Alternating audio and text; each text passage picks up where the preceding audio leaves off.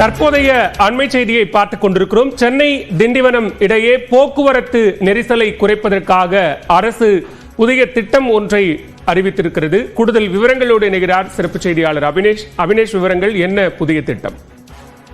பாலுவேல், சென்னை திண்டிவனம் தேசிய நெடுஞ்சாலையில போக்குவரத்து நெரிசலை குறைக்க தமிழ்நாடு அரசு ஒரு புதிய திட்டத்தை வழிவகுத்திருக்கிறது. குறிப்பாக கருங்குழி பூஞ்சேரி இடையில உள்ள 32 கிலோமீட்டருக்கு புதிய சாலையை தமிழ்நாடு அரசு அமைக்க திட்டமிட்டுள்ளது.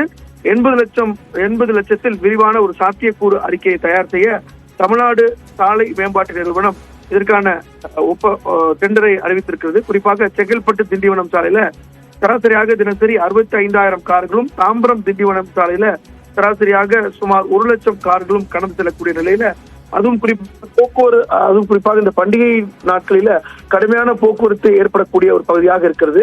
எனவே அந்த அடிப்படையில் இந்த 32 கிலோமீட்டருக்கு ஒரு தமிழ்நாடு ஸ்டேட் ஹைவேஸ் அடிப்படையில ஒரு மாநில சாலையை அமைக்க தமிழ்நாடு அரசு திட்டம் வச்சிருக்காங்க. அந்த அடிப்படையில ஒரு விரிவான டிபிஆர் ரெடி பண்றதுக்கான 80 லட்சம் ரூபாயில டிபிஆர் ரெடி பண்றதுக்கான ஒரு டெண்டரை தற்போது அரசு அறிவித்திருக்கிறாங்க. பாலுவேல், விவரங்களுக்கு நன்றி அபினேஷ்.